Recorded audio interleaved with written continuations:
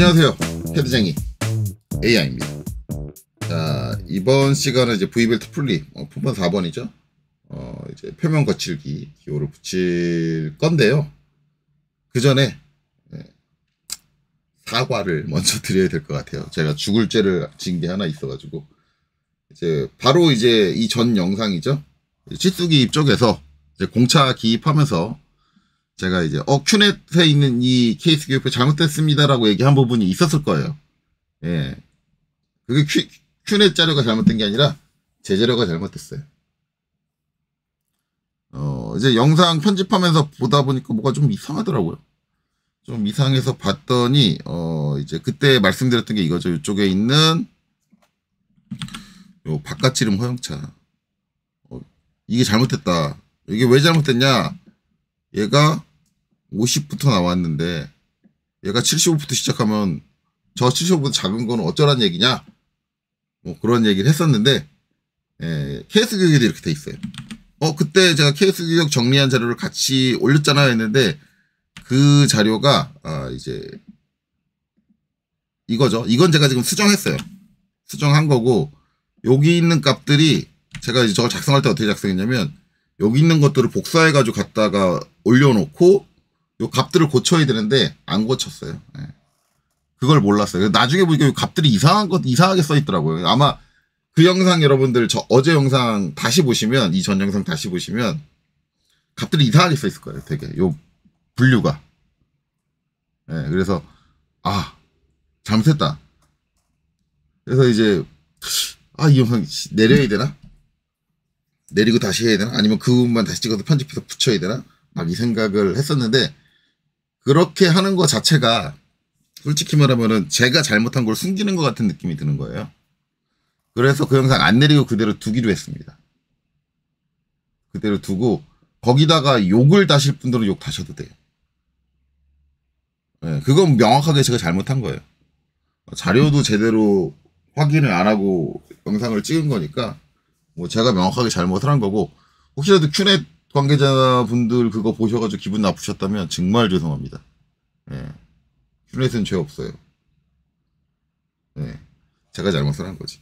그래서 진짜 이렇게 돼 있더라고요. 케이스 규격. 그래서 다시 한번 확인을 했더니 그렇더라. 그러면서 이제 몇 가지를 더 이제 봤는데, 어쨌든 그러니까 뭐 어쨌든 얘는 이제 75 이상이라고 돼 있지만 그거보다 작아도 어쩔 수 없죠. 뭐 제일 작은 게 지금 요걸로 써 있으니까 저걸로 써야 된다. 뭐 그렇게 볼 수밖에 없는 것 같아요. 그렇게 되고, 그러면 이제는 이제 큐넷이 문제가 아니라 케이스 규격이 문제네. 이건 좀 너무하잖아. 여기도 70일이 나오는데 75 이상부터 시작하면 그보다 작은 건 어쩌란 얘기니? 뭐 그래요. 그래서 뭐 이건 빼박입니다. 뭐 지금 되게 민망하고 창피하고 쪽팔리기도 하고, 그런데 어찌됐든 제가 잘못한 건 잘못한 거고, 그래서 뭐 그 부분에 대해서 여러분들이 지적하고 뭐라고 하시면은 뭐 그거에 대한 뭐 비판은 달게 받도록 하겠습니다. 어쨌든 분명하게 말씀드리고 정정드립니다. 큐넷에서 제공하고 있는 케이스 뷰표에 나와 있는 자료는 맞는 거고요. 제가 틀렸고, 그리고 저는 이 자료는 다시 수정된 자료로 다시 올리도록 하겠습니다. 자, 이제 본제로 돌아와서 이제 표면 거칠기 부착해야죠. 그래서 이제 먼저 여기 있는 거 하나 복사해가지고 올게요. 카피 해가지고 여기다 갖다 놓을 거고, 지금 품번 4번이죠. 4번. 자, 그 시작을 뭘로 할 거냐? 일단은 요 V벨트 풀리 선반 가공품입니다. 근데 여러분 선반 가공품이라고 얘기하면 X로 시작. 근데 이거는 순수 가공품일 때 선반 가공품 이면 이제 X로 시작할 수가 있고요. 물론 W로 시작해도 됩니다. 제가 눈에 얘기지만 선반 가공품이라고 무조건 X로 시작해야 된다? 절대 아니에요. 그건 잘못된 얘기예요. 표현 자체가 잘못됐어요. 절대 그렇게 해야 된다. 아니에요. 그냥 설계자의 편의를 위해서 W는 무시하고 X로 가자. 이렇게 바뀐 거라고 제가 얘기했어요. 그러니까 절대 그걸 오해하시면 안 돼요. 무조건 W를 썼다 해서 잘못했다? 아니요. 그럴 수도 있지. 자, 그런 거고, 얘는 이제 순수 선반 가공품은 아니죠. 얘는 일단 주물을 뜨고 주물 뜬 거를 선반 가공하는 거예요. 이 V벨트 풀리도 그냥 처음부터까지 가공하는 순수 가공 V벨트 풀리가 있고요. 주물을 뜨고 가공하는 이제 주물 후 선반 가공품이 있고 이렇게 두 가지로 나눠집니다. 근데 지금 이 형상은 이제 필렛들 쭉쭉쭉쭉 들어가 있고 저걸 가공으로 다 파낸다라고 한다 그러면 미친 짓이죠.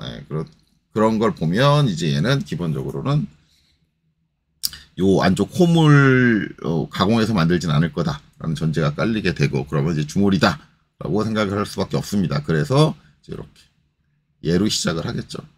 얘로 시작하고 그 다음에 이제 안에 있는 것들은 이제 하나하나씩 하면서 W도 나올 수 있고 X도 나올 수 있고 Y도 나올 수 있고 Z도 나올 수 있으니까 그냥 두고 보시면 되겠죠. 두고 보면 돼요.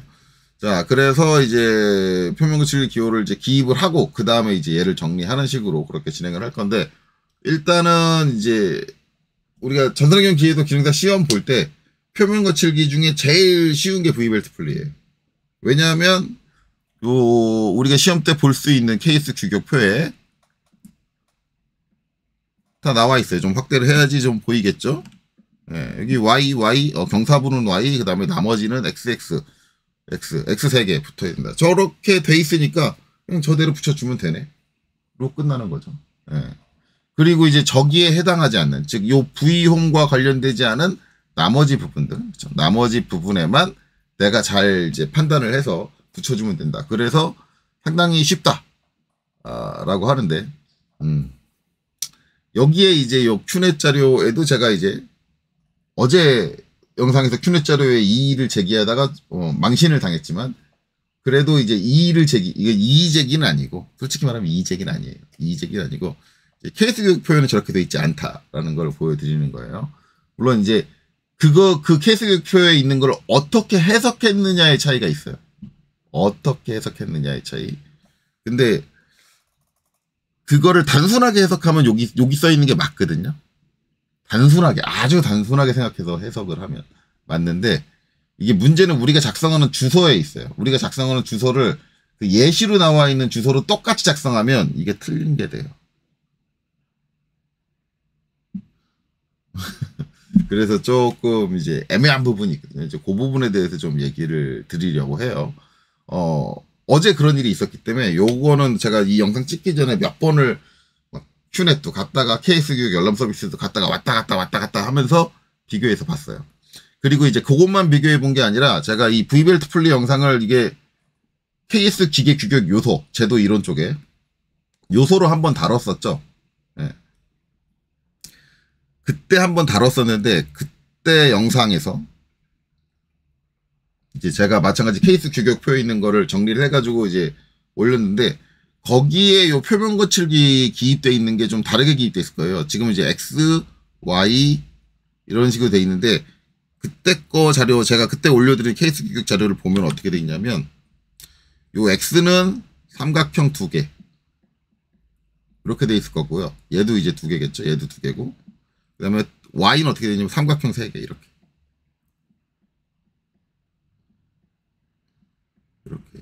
제가 이제 케이스 규격표에 있는 거를 이제 제가 정리를 할 때 케이스 규격에 나와 있는 그대로 정리를 해요.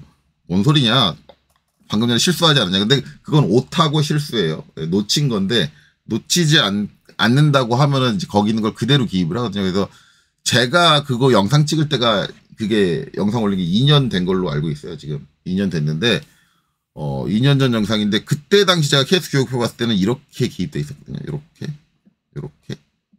X는 이렇게 Y는 이렇게 기입돼 있던 걸로 기억을 해요. 그래서 이제 그거를 그대로 그러니까 옛날에 기입돼 있던 요거를 그대로 번역을 하면 지금 여기 써 있는 게 다 맞아요. 2년 전 자료는 맞는데 이제 그 2년 전 그거 찍고 한동안 그 뒤에 이제 그 케이스 교육 열람 서비스가 약간 홈페이지 리뉴얼을 했어요. 리뉴얼 하면서 내부 자료도 좀 최신 자료로 좀 전산화하는 거 작업도 좀 하고 물론 된 것도 있고 안 된 것도 있고 한데 그러면서 이제 안쪽에 있는 내용들이 조금씩 바뀌었더라고요. 그래서 이제 요번에 이제 요거 잘못된 거랑 이제 제가 빠뜨린 게 있어가지고 빠뜨린 거 추가하는 거 그거 하면서 이제 봤는데 요즘에는 요렇게 제가 삼각형 2개, 3개 그렇게 안 돼 있고, 요즘 거는 이제 어떻게 돼 있냐면, V베트 플립 보면은, 이렇게 돼 있어요. 수치를 써 있어요. 3.2, 3.2, 6.3, 6.3, 6.3. 이제 제가 이제 표면 거칠기 기호 저거 했을 때, 요새는 요런 식으로 안 쓴다 그랬죠? 이거 쓴다 그랬죠? 요 꼴이 있는 거. 그리고 값을 여기다 쓰는 게 아니라, 어디다 쓴다 그랬어요? 여기다 쓴다 그랬어요. 여기다 3.2. 막 이렇게 하는데, 이렇게 하는 이유가, 이제는 이제 WXYZ를 쓰지 말라는 얘기예요. 요새 KS 규격에서는 표면 거칠기에 WXYZ 이거 쓰지 마세요. 이 얘기하고 있어요. KS 규격에서. 요새는 이제 캐드로 그리니까, 옛날에 이거, 제가 그때도 설명했지만 옛날에 이걸 썼던 이유는 손재도 할 때 빠르게 작성하기 위해서 이걸 썼을 뿐이에요. 근데 이젠 캐드로 하니까 3.2를 다 쓴다고 해도 요거 하나 만들어 놓고 계속 복사해서 쓰면 되는 거잖아요. 그러니까 사용하는 게 어렵지 않으니까 정확한 값을 제시하세요. 이렇게 변수를 쓰지 말고 라고 하는 거예요. 그래서 이제 그런 추세에 맞춰서인지 여기 값들을 이제 이렇게 적어줬더라고요. 3.2, 6.3 이렇게 적어줬는데, 이제 이거대로 하면은 이제 얘가 안 맞아요. 이게 안 맞아요. 왜냐면 이걸 이제 우리가 작성하는 주소에 빗대서 생각을 해야 되는데, 우리가 주소를 작성할 때 이제 전산형 기계도 기능사 보시는 분들은 이제 어떻게 봐야죠? 그거를 이제 뭐 다 외우고 있지는 못하니까 일반적으로는 이제 보고 쓰잖아요. 이게 케이스 규격표 지금 여기에 이제 제공이 되고 있죠. 여기서 이제 검색해가지고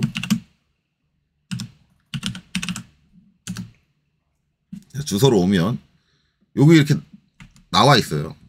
또 손바닥이 자꾸 저걸로 바뀌네요.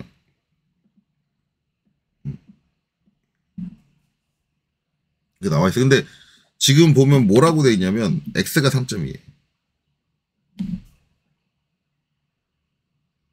그리고 Y가 0.8이에요. 그러니까 우리는 이제 이렇게 작성을 하고, 시험 보시는 분들이 이렇게 작성을 할 거 아니에요. 주소를 작성할 때 이걸 보고. 그러면 안 맞는다는 얘기죠. 왜? 여기 경사에다가 3.2를 붙여요. 그러면 이거는 X가 되는 거죠. 여기 왜냐면 우리 X가 3.2를 쓴다 그랬으니까. 그리고 이제 우리가 표준적으로 쓰는 거, 제가 이제 표면 거칠기 설명을 할 때 요 자료 드렸을 텐데, 표준적으로 할 때 우리가 원래 WXYZ에는 제가 그때도 설명을 드렸지만, W에 내가 여기서 0.1을 갖다 붙일 거다 그러면 0.1을 붙일 수 있는 거예요. 왜냐면 저건 변수예요. WXYZ는 변수예요. 거기에 어떤 값을 할당하느냐는 설계자가 정하는 거예요. 도면 작성하는 사람이 정하는 거라고요. 그래서 어떤 값을 붙여도 상관은 없는 건데, 일반적으로는 이제 W가 큰 값을 갖고 X가 그거보다 작은 값, Y가 그거보다 작은 값, Z가 그거보다 작은 값을 갖는데, 일반적으로 이제 시중에서 어떻게 쓰느냐. W는 1.25에서 25 사이를 쓰고, 그 다음에 6.3에서 3.2는 X를 쓰고, 1.6에서 0.8은 Y를 쓴다. 그리고 이제 Z는 0.1에서 0.2 정도를 쓴다. 일반적으로. 꼭 저렇게 해야 된다는 건 아니지만. 저렇게 쓴다라고 이제 제가 얘기를 했고, 이 WXYZ에서 저게 일반적으로 쓰인다는 얘기는 뭐냐면, 내가 W를 주면 주소를 제대로 작업하는 사람이 안 보면 어떻게 되냐면, W면 자기가 알고 있는 값을 그냥 외워버린단 말이에요. 근데 W면 그냥 12.5로 내가 외우고 있다 그러면 주소를 봐야 되는데, 주소에 난 W를 0.1로 할당을 했는데, 그냥 그거 보지도 않고, 얘 W 썼네? 해가지고 작업자가 12.5를 쓸 수가 있어요. 그래서 되게 위험해요. 솔직히 말하면. 설계자의 의도와 다르게 해석될 경향이 있어요. WXYZ가. 그래서 최근에 그 표면 거칠기 그 규격에는 웬만하면 쓰지 말라고 얘기하거든요. 물론 절대 쓰지 말라고 얘기 안 해요. 웬만하면 쓰지 말라. 그렇죠. 그러니까 이제 이런 혼란이 여기서 생기는 거예요. 이제 요새 이거를 봐도 얘가 값이 크고 얘가 작으니까 얘가 X고 얘를 Y로 할당했다. 그러니까 제가 Y에 대해 3.2를 할당하는 것 자체는 잘못이 아니에요. 근데 우리가 이거 시험 보고 작성을 할 때 어떻게 해요? 이렇게 작성을 하잖아요. 그럼 문제가 되는 거예요. 이게 문제예요. WXYZ의 문제가. 그러면 이게 되게 심각한 문제가 발생을 하는 게 이게 3.2, 6.3이면 일반적으로 쓰는 범주, 제가 이제 말씀드렸던 이제 일반적으로 쓰는 범주면 둘 다 X가 돼요. 근데 분명히 거칠기의 차이는 있거든요. 이게 문제가 된다. 이거는 알고 계세요. 아마 시험 때는 전혀 문제가 안 될 거예요. 왜냐면 시험 때는 시험에서 제공한 게 문제가 없도록 깔끔하게 다시 찾아야겠네요.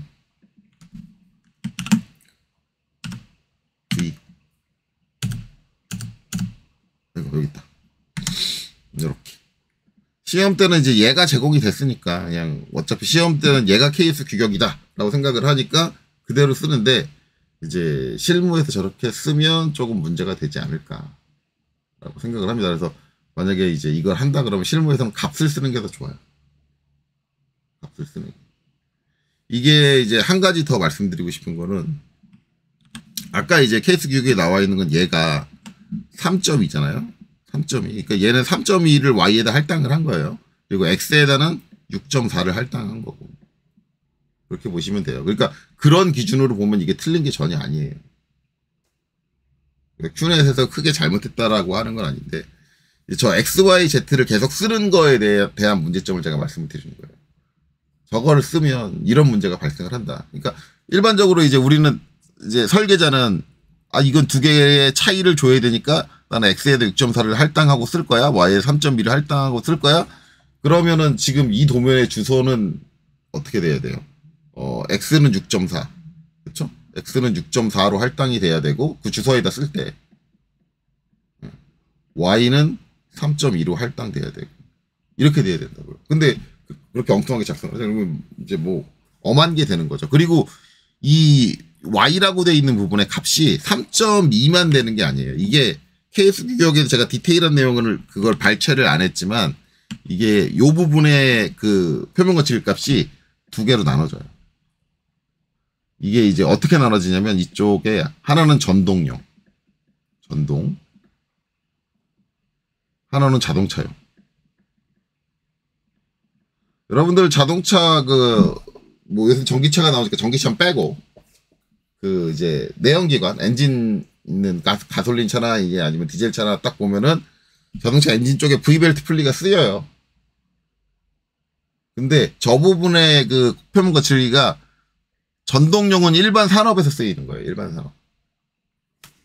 그리고 아마 경운기도 이쪽으로 들어갈 거예요. 경운기도 V벨트 많이 쓰이는데 경운기의 V벨트도 이 전동으로 갈 거예요. 그러니까 일반적인 동력 전달의 개념으로 쓸 때, 일반 산업용 기구에 동력 전달 쓸 때는 이게 3.2가 맞아요. 근데 자동차는 좀 더 정밀하게 가야 된다. 그리고 진동을 제어해야 된다. 그래서 1.6이에요. 이 케이스 규격에 명기가 돼 있어요. 자동차는 1.6으로 하세요. 다르죠. 그럼 요것도 표현이 애매해지죠.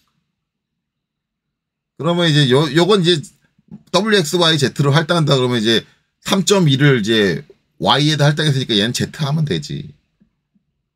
그러고 이제 표를 할당해서 하면 되기는 되는데 이게 이제 WXYZ로 뭉뚱그려서 표현을 하면은 이제 이거에 대해서 해석하는 사람마다 도면을 어떻게 보느냐에 따라서 이제 논란이 될 수 있다.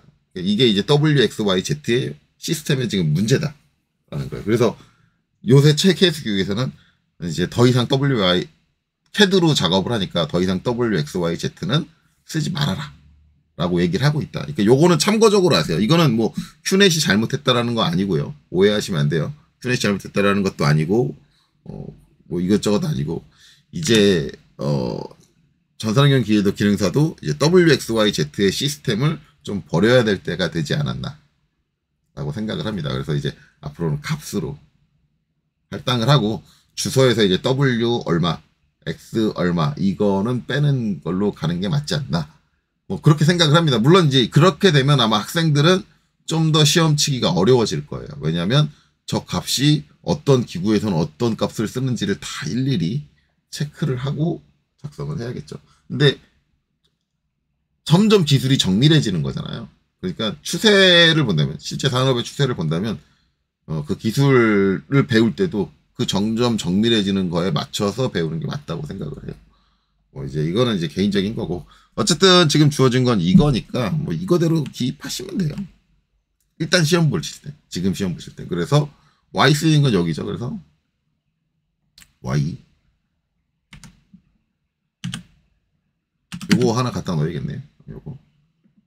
요거 하나 갖다가 어느 쪽? 이쪽으로 넣어야 되나? 이쪽으로 넣어야 되나? 그쵸, 이쪽으로 넣어야겠죠. 이쪽으로 붙일 때가 이렇게 하면 간섭이 있을 텐데, 간섭이 있으면 약간 옮기죠, 뭐. 이렇게 해서 제가 이제 모자라면 이제 얘를 옮겨야 될 수도 있다 그랬어요. 근데 공간상 지금 딱 보니까 아마 얘를 좀 벌려줘야 되지 않을까 생각을 합니다. 어쨌든 이제 각도가 안 맞죠. 각도는 맞춰야 돼요. 맞춰야 되는데 각도 여러 가지 방법이 있어요. 지금 일단은 36도니까 얘 돌려주는 거는 절반. 그렇죠? 그럼 18도죠. 18도. 18도를 돌려주면 되는데 그 뭐 각도를 계산하기 좀 번거로우면 이래도 돼요.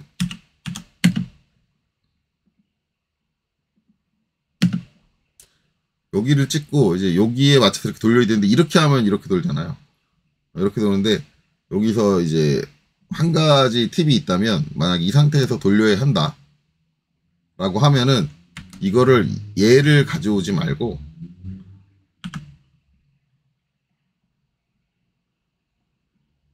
Y가 뒤집어진 걸 갖고 와야 되니까 얘를 갖고 와요. 아니 CO죠. 카피. 얘를 갖고 와요. 얘를 갖고 와서 붙여요. 그리고 RO. 얘를 한번 똑바로 놓을게요. 똑바로. 여기서 180도 돌려가지고 직격 키고 똑바로 놓을게요. 똑바로 놓고 다시 선택을 해서 여기를 잡고 그 다음에 이제 여기 끝을 딱 찍어줘요. 이렇게. 물론 이제 나는 각도 계산 암산도 잘한다, 전혀 문제가 없다라고 하면 뭐 그대로 하시면 되고, 그 다음에 이제 얘를 작성할 때 이쪽에도 들어가야 돼요. 반대에도 들어가야 되는데, 제가 이 중심선을 한번 연장해서 이렇게 딱 표시를 해볼게요. 얘가 이제 문자하고 다니까 얘를 안으로 들이겠다 해가지고 근처점 해가지고 이제 안쪽으로 쭉 넣다 보면은 이제 이게 어떻게 돼요? 중심선에서 튀어나오죠. 그럼 이쪽에 딱 있으면은 서로 충돌이 날 거란 말이에요. 그래서 얘는 어쩔 수 없을 것 같아요. 이거를 더 바깥으로 빼줘야 될 것 같아요. 간섭이 안 나는 정도로 이렇게 바깥으로 빼주는 게, 그래야지 이쪽 붙고 이쪽 붙고 양쪽이 깔끔하게 붙겠죠. 얘는 어차피 표면 거치기 때문에 약간 공간을 좀 벌려줘야 될 수도 있다 라는 거고요. 그 다음에 이제 여기서도 이번엔 똑바로 된 Y를 갖고 와야겠죠. 얘를 여기다 붙여주고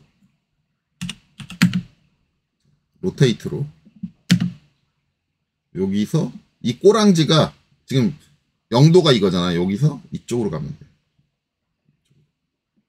그렇죠? 그러면 이제 방향이 맞죠.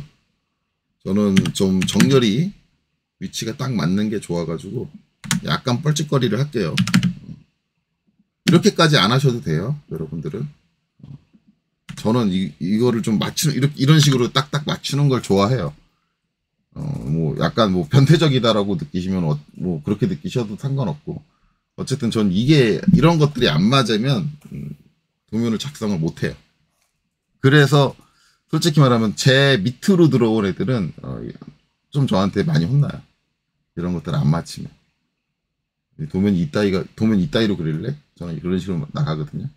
솔직히 말하면은 저처럼 저렇게 강박을 가지고 맞추는 것도 너무 좋은 건 아니에요. 왜냐면 효율성이 떨어지기 때문에, 작업 효율성이. 여러분들이 알아서 판단해서 하세요.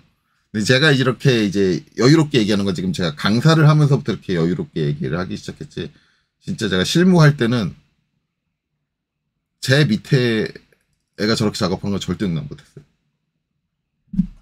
막 뭐라고 했어요. 도면 그리기 싫으면 그대로 치라고. 그런 것도 정리 안 하고 네가 무슨 도면을 그리냐고. 여러분들도 마찬가지 회사 가서 만나는 분에 따라서, 분의 성향에 따라서 좀 달라질 수 있어요. 그런 상황들이. 그런 것들은 감안하셔야 돼요. 자, 어쨌든 이제 이렇게 붙여주면 되겠죠. 경사분은 Y다. 그리고 나머지는 이제 여기서 요걸 딱 이렇게 보고, 그쵸? X를 붙여주면 돼요. X. 자, 일단 요거 하나 있어야 되고, 그쵸? 측면에. 측면이면 여기겠죠? 네, 여기. 그리고 한 저는 이제 5mm 정도 띄워 내려요. 서로 붙진 않았으니까 상관없을 것 같고. 반대쪽도 있어야죠, 얘는. 나중에 이제 기아공차 붙일 때도 이제 문제가 되겠지만, 이게 복열이 있고 단열이 있단 말이에요. 이것 때문에 이제 케이스 규격에 표현된 게 이런 식으로 표현되고, 이 반대쪽 거에 대한 표현이 없어요. 그래서 도면 작성할 때 솔직히 케이스 규격만 보고 작성하기는 상당히 난해해요. 특히 기아공차 때 더 난해해지실 거예요. 반대쪽을 어떻게 처리해야 될까? 저도 그건 정답을 몰라요.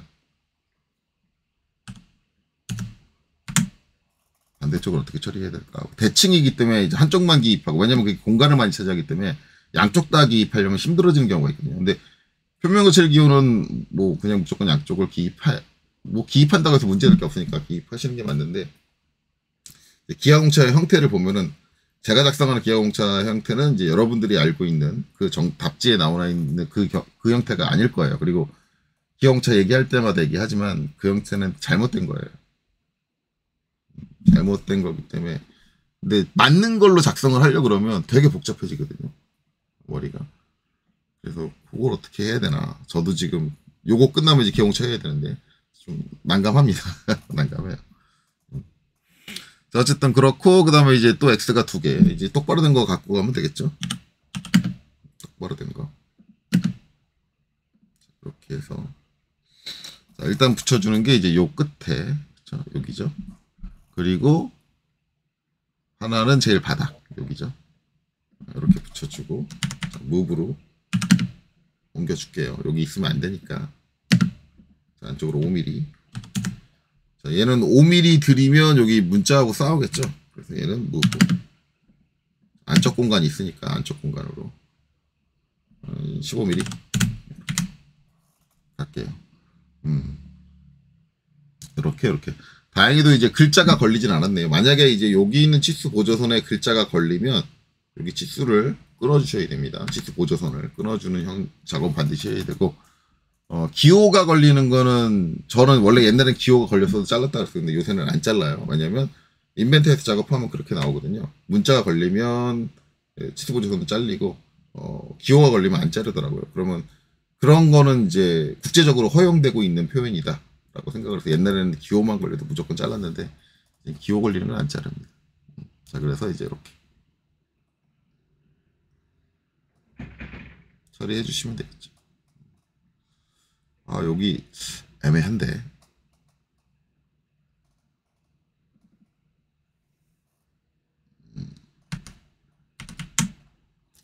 이게 너무 가까워가지고, 잘라주는 게 좋으려나?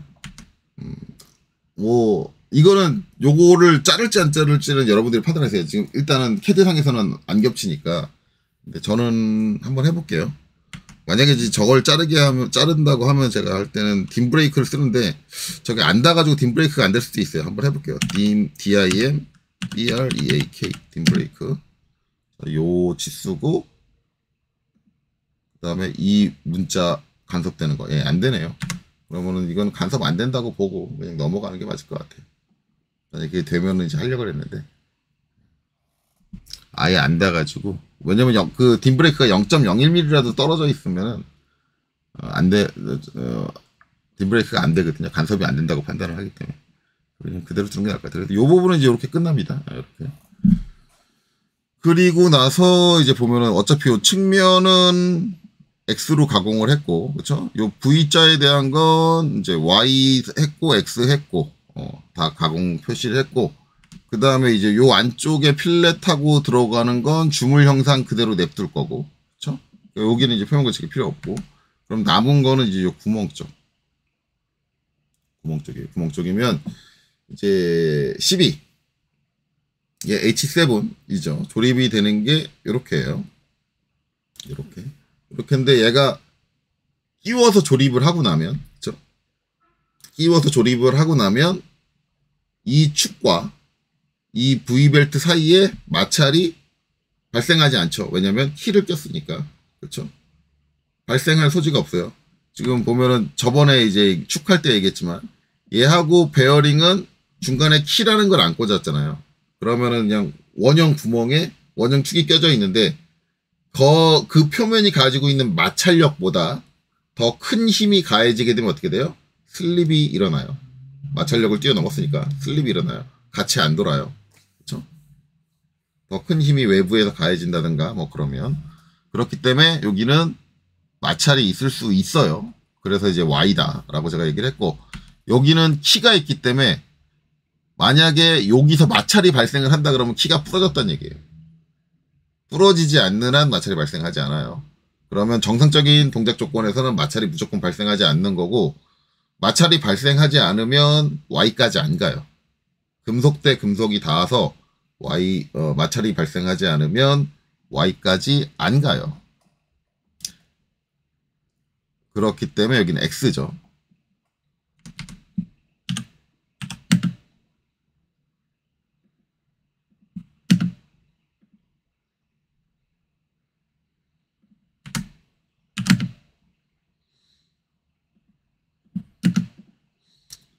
X를 안쪽으로 이 정도 넣으면 들어가겠네요. 예. 이렇게 좁히면은 X다 라는 거고 거기에 따라서 이제 또 키 있죠? 키 닿는 곳에 이제 표명구치게 들어가는데 키 닿는 곳 일반적으로 이제 X로 처리합니다. X로 처리하는데 이제 제가 전에 이제 특정 학원에서 유튜브 영상 올린 걸 가지고 이제 얘기한 적이 한 번 있어요. 끼워 맞춤에 이제 그게 뭐 때문에 요 끼워 맞춤 공차 가지고 얘기했을 거예요. 아마 축작성 할 때 한번 얘기를 했었는데 좀 희한하게 수업을 하시는 강사님이 계시다. 이제 그 강사님 스타일대로 하면 여기는 Y가 들어가요. 왜? 끼워 맞춤으로 조립되는 곳은 그 강사님은 무조건 Y를 넣는다고 했어요. 근데 이제 그거는 아니에요. 그건 아닌데 그러면서 제가 덧붙인 말이 하나 있었거든요. 원래 끼워 맞추는데 Y가 들어가려면 끼워 맞춤 상태에서 헐거움은 아니다 라고 얘기했고 만약에 보통 끼워 맞춤 이상을 주면 Y를 쓰는 경우도 있다라고 했어요. 쓰는 경우도 있다. 이제 그 보통이라는 게 얘가 보통이거든요. 얘는 헐거움이 아니에요. 왜? JS9은 플러스 마이너스 공차예요.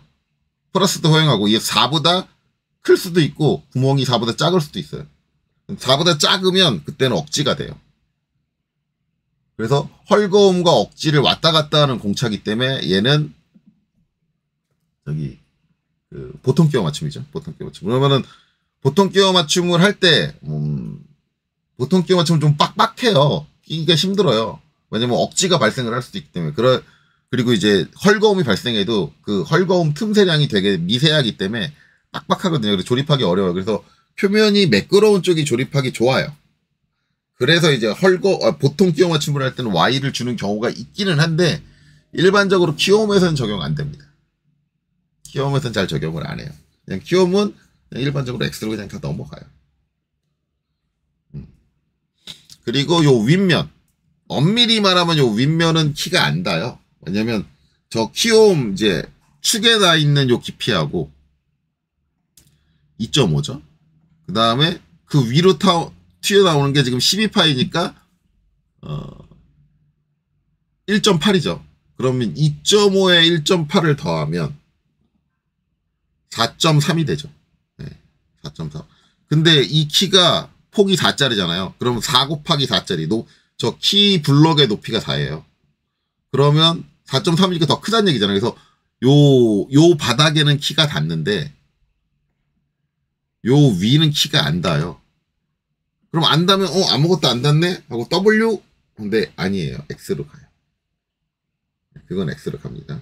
그러니까 키는 이제 저거를 좀 외우시는 게 좋아요. 키는 그냥 일반적으로 키 홈이 껴지는 모든 면 그게 이제 축에 뚫리든 구멍에 뚫리든 전부 다 X로 간다 라고 암기하시는 게 좋아요. 그렇게 갑니다. 그러니까 우리가 생각하고 있는 그 상식선에 있는 것과 약간 다르게 적용되는 부분들이 있어요. 특정 요소들에서. 그런 걸로 보시면 되고, 그런 것과 일맥상통하는 게 제가 봤을 때는 요 키움의 그때 기어공차 붙일 때 얘기했죠. 키움의 대칭도가 들어가야 될 것 같은데 안 들어간다. 난 이해가 안 간다. 근데 그냥 저 키라는 시스템에서는 대칭도를 기입을 안 한다로 그냥 일반적으로 쓰고 있는 것 같아요. 그래서 그런 것들에 대한 일반적인 그 작업 방식에 대한 이해도 좀 필요합니다. 그래서 키움은 다 이제 X로 간다. 그럼 여기다 이제 X를 붙여줘야겠죠. 일단 요 윗면에 대한 X니까 이게 뒤집어져 있는 게 Y겠죠.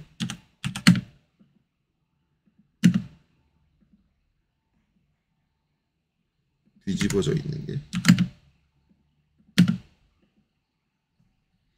자, 5mm 드렸어요. 이렇게. 그렇죠? 그래야지 이면에 대한 거니까. 왜냐면 여기가 빈 거고 여기가 속이 꽉 차 있는 거잖아요. 그럼 그 표면은 여기서 요 아래쪽 방향으로 보는 게 맞죠. 그래서 그 표면 위에다가 얹어 놓는 거니까 이제 이게 표면 위에다 얹어 놓은 상태가 되고, 그렇죠? 우리가 이제 가공 칼날이 긁는 게 아래에서 위로 긁는 거잖아요. 홈을 파기 위해서. 요 칼 날 끝이 위로 향한다. 뭐 이렇게 생각을 하셔도 되고. 자, 그 다음에 이제 여기는 이제 요면이죠. 요면하고 요면인데 이제 이거를 이제 이렇게 붙일 수도 있죠. 붙이면.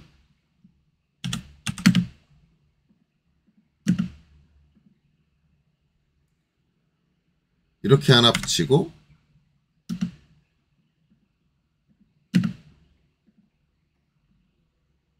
이렇게 하나 붙일 수도 있는데 이렇게 되면 이제 너무 좁은 면에다가 기호를 두 개를 붙이다 보니까 두 개가 싸워요. 물론 이걸 처리할 수 있는 방법이 없는 건 아니에요.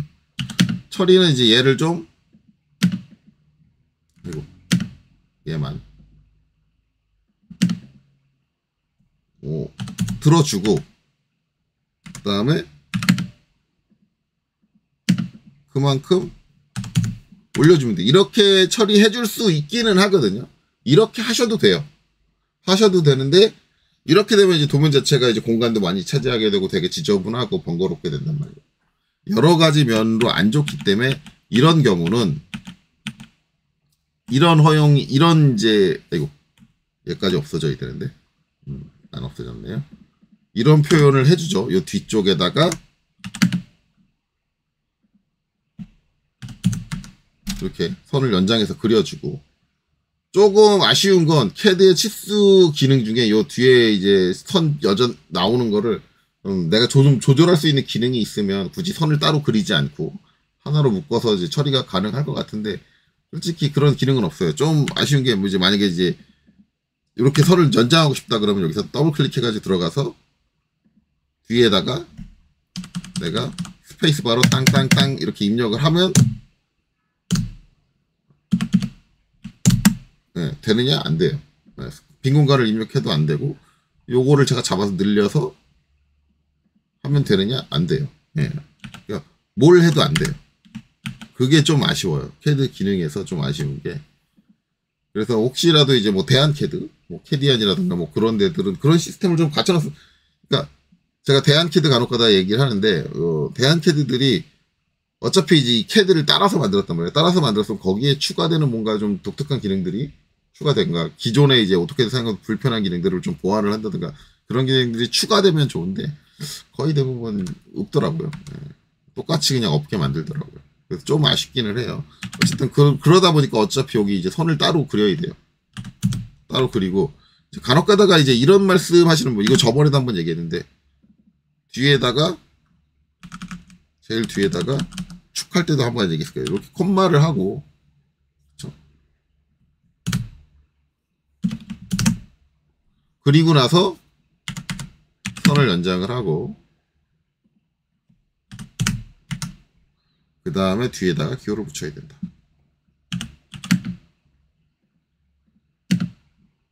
이거를 강력하게 주장을 하시는 분들이 계신데 원론적인 건 이게 맞습니다. 여기 콤마가 있어야 돼요. 원래는 구분자가 들어가는 게 맞기는 해요. 원론을 따지면. 근데 이제 저는 그냥 이거 없이 작업했습니다. 왜냐면 저 표본 거치의 기호라는 게 저게 없다고 해서 구분이 안 되는 애가 아니기 때문에 그냥 저는 실무할 때 그냥 이렇게 했어요.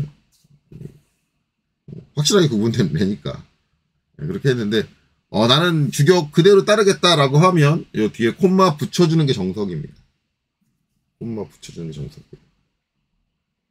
얘는 구분해 주시는.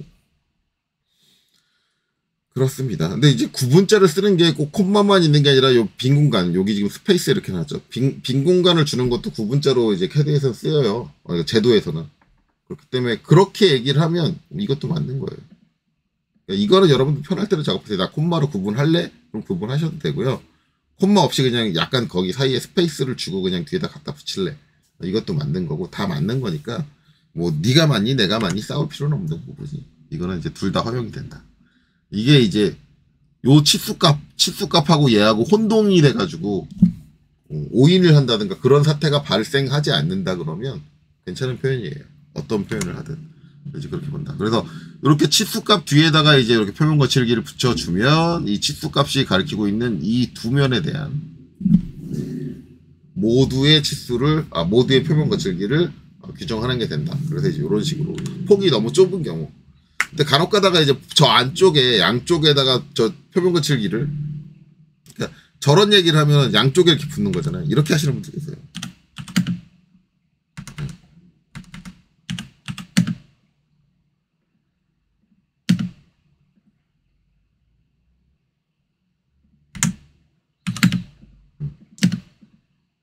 이거 양쪽에 붙이기 귀찮다고 요 양쪽에 요거 안 하고 이렇게 하시는 분들 이건 아니에요. 이건 아니에요. 좁아가지고 둘이 싸우거나 두 개를 넣었을 때 도면이 좀 난잡해진다든가 그런 경우에만 하는 거지. 이거는 저도 용납 못해요. 이거. 요 두 개 안 하고 이렇게 하는. 그러니까 조금 이제 요런 표현들이 조금 걱정이 되는 게 그런 식으로 쓸까봐. 이렇게 면이 좀 멀리 떨어져 있을 때, 두 면이 멀리 떨어져 있을 때는 명확하게 이면을 구분하게 적어주시는 게 맞아요.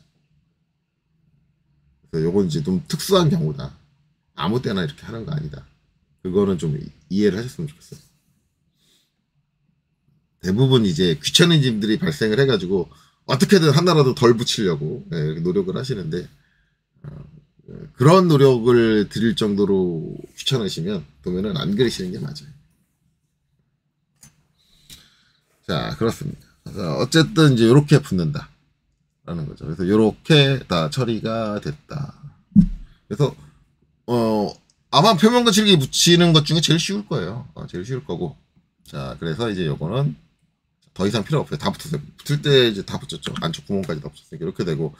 그러면 이 상태에서 우리가 W가 나오는 곳은 단 한 군데도 발생을 하지 않죠. W가 나오는 곳은 단 한 군데도 발생을 하지 않으니까 지우고요.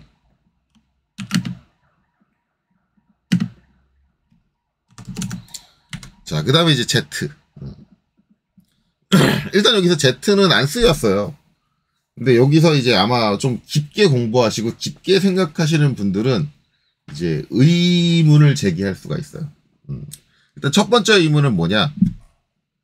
KS 규격에 이제 여기가 값으로 보면 이제 3.2잖아요. 3.2. 그러면 우리가 지금 전산환경제도 기능사에서 쓰는 걸 기준으로 하면 X잖아요. X. X 수준인데 지금 요 면은 뭐예요? 마찰면이에요. 누구랑? V벨트랑. V벨트라는 게 재질이 뭐냐? 고무죠.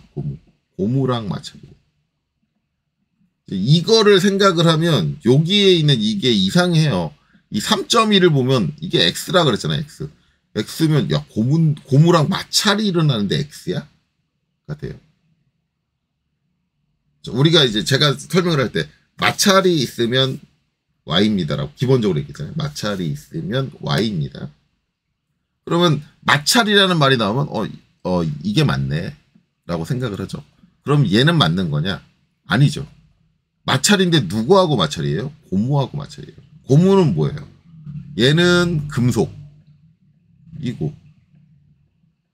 고무는 실링하고 똑같은 거잖아요. 실링도 고무잖아요. 실링. 그럼 우리 실링이 있는데 실링하고 닿는데 마찰이 발생을 해요. 그러면 Y를 해요? 아니죠.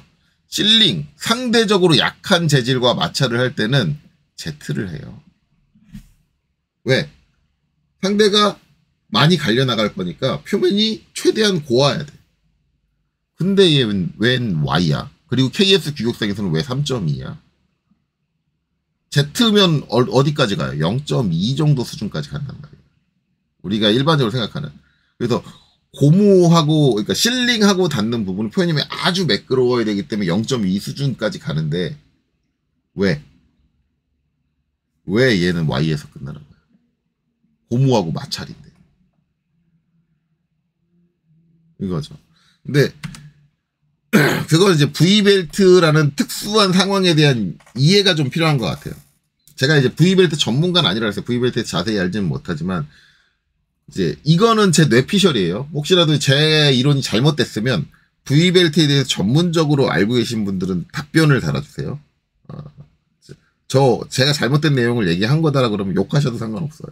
앞서서도 얘기했지만 이전 영상은 이미 뭐 욕먹어야 되는 거고 제가 잘못한 걸 얘기했다. 이게 이제 기본적으로 이제 고무하고 마찰이다 생각하면 Z인데 V벨트라는 건 뭐냐면 표면의 마찰에 의해서 기동이 되는 거예요. 동력을 전달을 해주는 거예요. 고무줄이 저 V홈에 껴질 수 있는 두꺼운 고무가 있어가지고 고무가 닿아가지고 고무 표면과 이 금속 표면의 마찰에 의한 동력을 전달을 하는데 저 상태에서 저 표면이 너무 매끄러워져 버리면 뭐가 나요? 슬립이 나요. 마찰력이 그러니까 우리가 마찰력이라는 건 표면의 마찰 개수가 얼마냐가 관계가 되는 거잖아요. 그 표면을 누르는 힘하고 마찰 개수를 곱해서 전달되는 마찰 힘이란 말이에요. 마찰력이란 말이에요. 근데 표면이 매끄러우면 매끄러울수록 뭐가 안 좋아요? 마찰 개수가 낮아져요. 그럼 전달되는 동력, 힘이 줄어들어요. 그러니까 너무 다운시킬 수 없다라는 거죠. 그래서 이 단계를 한 단계 줄이는 거예요. 그러니까 이게 이제 우리가 생각했을 때는 Y가 돼야 되는데 KS 규격서에서는 X 수준에 해당하는 3.2를 규정하는 게 뭐냐면 이 정도의 거친 면은 나와야 그래도 동력을 제대로 전달할 수 있지 않겠느냐라는 거예요.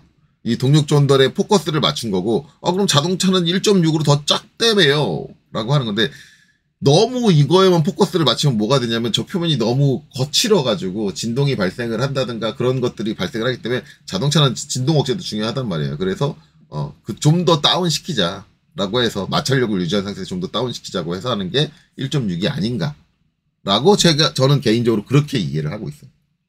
네. 이제 그게 합리적인 판단인 것 같고. 그래서 이제 그런 거다. 라고 이해를 하시면 돼요. 솔직히 말하면 얘는 좀 특수한 상황이고 우리가 일반적인 상황으로 봤을 때는 여기는 Z가 들어가는 게 맞아요. 그러나 이제 그 마찰력이라는 것 때문에 Z가 들어가지 않고 Y까지 쓰는 것이 아닌가로 볼 수 있다. 그렇죠? 그래서 Z는 사용되지 않아.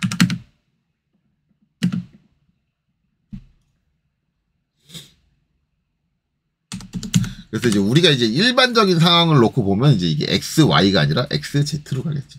Y가 없어지.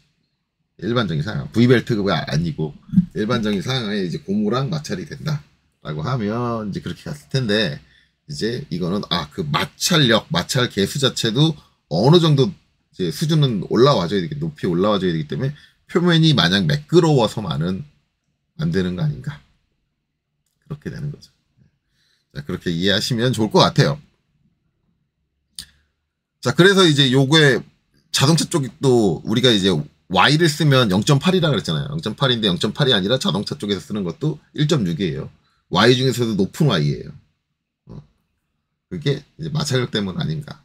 그렇게 생각을 합니다. 그래서 이런 시스템들을 좀 이해하면서 여러분들이 도면을 그릴 수 있는 게 좋아요. 결국은 이제 실무에 가시게 되면 여러분들이 전산응용 기계도 기능사 시험에서 그렸던 것을 그리는 확률은 거의 없어요. 거의 여기서 안 그려본 새로운 기구, 전혀 한 번도 안 그려본 기구를 이제 접하게 되는데 저도 실무 가서 그랬고 이거 뭐지? 처음 보는 원장치인데 이런 것들을 그리게 됐고 그런 상황에서 내가 어떤 이제 응용을 가지고 내가 늘상 했던 패턴이 아니니까 패턴 외우기 식으로 해서는 업무 처리 자체가 안 돼요. 뭐 상사는 대번에 이제 신입 왔다고 야 너 단품돈 내가 설계는 다 해놨으니까 단품돈 칠 수 있지. 제일 쉽게 해주는 일이 단품돈 치는 거예요. 어차피 이 조립도를 여러분한테 그리라고 신입으로 딱 들어갔는데 그러진 않아요. 이제 전에도 한번 얘기했지만 처음에 가면은 이 조립도는 이제 설계자가 이제 제 위에 상사가 다 설계를 해놓는단 말이에요. 해놓고 뭘 하냐면 요거를 안 붙여요. 요 풍선, 이게 품번이죠. 품번을 안 붙여요. 그러면은 기구 딱 보여주고 야 이거 대충 어떻게 동작하는 기구야라고 간단하게 설명을 하고 그 다음에 야 거기 부품들 다 조립 순서대로 품번 매겨. 그냥 아무렇게나 품번 매기는 게 조립 순서대로예요. 조립 순서대로 품번을 매기는 게 그 순서대로 부품을 준비를 하면 조립이 착착착 진행되게 그렇게 해줘야 돼요. 원래 품번 매기는 것도 그냥 보이는 대로 아무렇게나 막 번호 매기시는 분들 실무에도 그러시는 분들 계신데 그러면 안 돼요. 원래 그 품번대로 1번부터 내가 부품을 하나씩 딱 꺼내가지고 딱 조립하면 딱 조립돼야 돼요. 그래서 조립 순서에 맞게 품번을 뽑는 거고 그거를 제일 처음에 시켜요. 그리고 이제 요쪽에다 이렇게 부품 리스트 만들잖아요. 그 조립도에다가 저 파트 리스트 만들어. 그걸 두 번째로 시키고요. 세 번째로 하는 게, 야, 조립도 그 품번 다 띄우고 파트 리스트 다 했어? 그럼 이제 한번 검토해 주거든요. 싹 다 검토해 주고 나서, 야, 요거 이제, 요거 수정하고, 그 수정 끝나면 바로 부품도 작성해. 라고 해요. 부품도 작성하는데 뭐 여기 공차가 어떻게 되고 뭐 그걸 다 위에 상사가 알려주느냐? 그게 아니라 내가 해야 돼. 처음 보는 기구인데 내가 해야 돼. 내가 알아서 요 끼워 맞춘 공차다 뭐다 이런 거 다 표면 거칠기다 이런 거 다 해줘야 돼. 그러니까 여러분들이 봤던 패턴을 외웠다라고 하는 거는 아무 의미가 없어요. 제 설명에서도 제가 여기다 X를 붙였다 그게 중요한 게 아니라 저 사람이 왜 저기다 X를 붙이는 거를 판단할지. 그래서 제가 설명이 긴 게 그거잖아요. 자, 상황이 이러니까 여기다 X를 붙입니다. 라고 계속 설명을 하잖아요. 그러니까 여기다 X를 붙입니다는 중요하지 않아요. 제가 왜 거기다 X를 붙였냐? 라고 왜 그렇게 판단을 했느냐가 중요해요. 그 앞에 제가 주저리 길게 떠드는 게 중요해요. 여러분들도 그런 근거를 가지고 붙일 수 있어야 돼요. 설사 그 근거를 가지고 붙이는 게 저랑 다르게 나올지언정 어쨌든 그런 근거를 가지고 여러분들이 기준을 가지고 도면을 작성해야 돼요. 그 기준이 잘못됐다라는 건 이제 위에 봐주는 사람들이 봐주는 거죠. 그래서 그렇다. 그래서 솔직히 말하면 이제 제 영상만 가지고 독학을 하시는 분들은 제가 조금 걱정이 되는 게 최근에 이제 제 유튜브에 이제 몇몇 개의 댓글이 달렸어요. 이제 뭐가 안 돼요, 뭐가 안 돼요, 뭐가 안 돼요. 이거 왜 이런지 모르겠어요. 네. 물론 이제 전선형 기계도 기능사에서 왜 거기다 X를 붙이셨어요? 이거는 제가 말로 설명이 가능해요. 그래서 댓글로 달아드릴 수는 있는데 가끔 가다가 이제 기능적인 질문 뭐 했는데 영상 보고 따라 했는데 안 돼요. 이런 질문들이 가끔 가다 붙거든요. 근데 이제 그때 좀 난감한 건 뭐냐면 여러분들이 이제 왜 안 됐는지를 제가 알려면 여러분들이 작업을 어떻게 했는지를 제가 눈으로 봐야 돼요. 일단 제 영상에선 됐잖아요. 그러면은 제 영상에서 제가 다룬 거는 뭔가 틀린 게 없어요. 근데 학생은 안 됐대요. 그럼 캐드가 중간에서 뭐 어긋났냐? 그렇진 않을 거예요. 여러분들이 뭐 조작을 실수를 했다든가 그랬을 거고 또 한 가지는 이제 뭐 무슨 버튼인데 눌러도 동작을 안 해요. 이런 것들이 있는데 그런 것들은 캐드의 문제일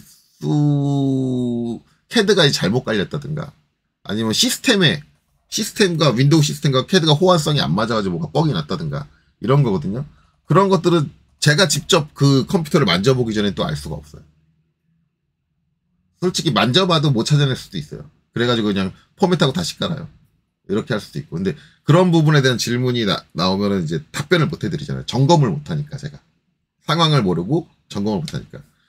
그렇기 때문에 제가 학원 강사님들이 뭐 제대로 된 수업을 안 한다 이런 얘기도 하지만 그럼에도 불구하고 교육기관을 가십시오. 도움을 받으십시오라고 말씀을 드리는 이유가 그거예요. 거기에 가면 내가 뭐 조작을 잘못했다든가 그거 강사가 지켜볼 거 아니에요. 옆에서 작업하는 거. 한번 작업 한번 해보세요. 왜 안 되는지 한번 보게. 그러면 이제 거기 작업을 해보면 만약에 컨트롤에 뭐 잘못된 게 있다 그러면 강사가 자, 이거 잘못 조작해서 한 거예요. 라고 알려주잖아요. 그렇게 피드백이 가능하잖아요. 그래서 솔직히 말하면 저는 캐드는 완전 독학 자체는 좀 힘들다고 생각을 해요. 물론 저는 제가 앞 영상 찍을 때 몇 번 얘기했죠. 저는 캐드를 누구한테 배워본 적이 없어요. 저는 그냥 처음부터 끝까지 다 독학을 했어요. 근데 이런 사람은 있어요. 이런 사람이 있긴 한데 이런 사람은 되게 특수한 경우예요. 제가 학원에서 강사를 해보니까 이런 사람이 그렇게 많지 않더라고요. 혼자 해서 되는 사람. 솔직히 혼자 해서 되는 사람은 굳이 제 영상 안 볼 거예요. 독학으로 다 드시는 분들은. 영상 안 보고 그냥 혼자서 하실 거예요. 네, 그런 게 있어요. 그렇기 때문에 이제 누군가의 도움이 필요하신 분은 캐드를 배우신다면은 저는 학원 강사님들이 뭐 잘못 가르치고 있다 그런 것들을 얘기하고 있지만 그럼에도 불구하고 학원에 가셔야 한다라고 생각을 해요. 대신에 제가 이제 말씀드리는 건 잘못 가르치는 강사가 있다라는 걸 알았고 이 사람이 잘못 가르치고 있다라고 판단이 들었으면 그 강사는 피하세요. 그러니까 여러분들이 가장 좋은 거는 학원을 안 가시는 게 아니라 학원을 가시는데 제대로 가르치는 강사를 찾아다니실 필요가 있어요. 제대로 된 내용을 제대로 설명하는 강사를 좀 찾아다니셔야 돼요. 그렇게 찾아다니시게 되면 엉터리로 가르치는 강사들은 자연적으로 도태가 되게 되고 수요가 이제 줄겠죠. 이 강사님한테 맡겼더니 학생들이 들어왔다가 다시 나가네? 그러면 그 강사님들은 이제 배제시킬 거 아니에요. 그리고 제대로 가르치는 강사 밑에는 계속 남아있을 테니까 여러분들이. 그러면 이제 그런 분들만 살아남고 그런 시스템을 만들어 놓으면 여러분들이 공부하기 좀 더 좋은 시스템이 될 거다라고 저는 말씀드릴 거죠. 그래서 제가 간혹 가다가 이런 식으로 가르치시는 분은 이런 얘기를 하시면은 그러니까 제가 예를 들었던 게 이거죠. 이거 대칭 도처리하는 거 그런 사람한테 배울 필요 없다고 환불하라고 그런 식으로 이제 하시면 돼요. 그렇지만 교육기관을 다니지 않는 거는 권장하진 않습니다. 왜냐? 직접적인 피드백이 필요해요. 걔들하는 건 기능적인 부분이 포함되어 있기 때문에 여러분들이 뭐가 안 될 때 왜 안 되는지를 파악하려면 여러분들이 그걸 어떻게 작업했느냐를 그 강의하는 사람이 봐야 돼요. 그러니까 이 유튜브 영상을 통해서 하는 건 여러분들이 제가 하는 걸 따라할 수밖에 없는 시스템이에요. 일방적이잖아요. 근데 그걸 혼자 했을 때 안 되는 걸 잡아내 줄 수는 없어요. 유튜브 영상이라면. 그런 부분이 있으니까 그런 부분들을 감안해서 학습을 하시면 좋겠어요. 자, 그래서 이번 영상은 이제 여기서 마치고 이제 다음 영상에서는 이제 기아공차로 들어가야겠네요. 기아공차에 대해서 얘기하도록 하겠습니다. 자, 여기까지 보시느라 수고 많으셨습니다.